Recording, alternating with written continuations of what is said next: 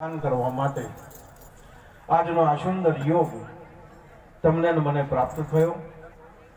મહેન્દ્રરામ મહારાજ તથા તેમના પરિવારની ઉમદા ભાવનાથી આ કાર્યક્રમને સફળ બનાવવાના જે કોઈ માનપુરુષોએ તનથી મનથી ધનથી જેમત કરી છે દરેકને એક વખત ફરીથી જય ગુરુ મહારાજ. આદિ અનાદિ કાળથી ચાલતો આ એક અમર સંદેશ જે માનપુરુષોના પુરુષાર્થથી અને પૂર્ણ પરમાર્થથી તમારા ને મારા સુધી પહોંચ્યો છે.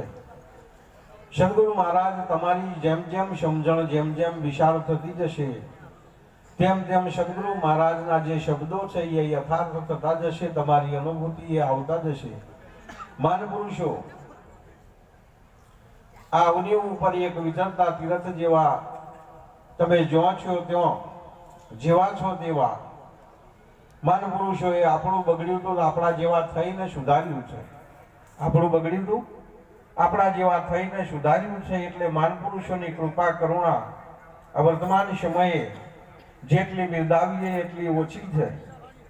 પણ વર્તમાન સમયે જે કંઈક છે આ માનપુરુષો જેની જેની સમજણમાં આવ્યા છે, જેની જેની સમજણમાં બેઠા છે, જેને જેને યથાર્થ અને પોતાની અનુભૂતિ એ નક્કી થયા છે એના માટે વિશ્વંભર એ આ વિરાજમાન મૂર્તિઓ છે. એના સિવાય બીજો કોઈ વિશ્વંભર હોઈ શકે નહીં. પણ જ્યારે એ નક્કી થાય એ અનુભૂતિ એ આવે ત્યારે માનપુરુષોના જે શબ્દો કહેલા છે એ યથાર્થ થાય છે, એ સિવાય યથાર્થ થતા નથી.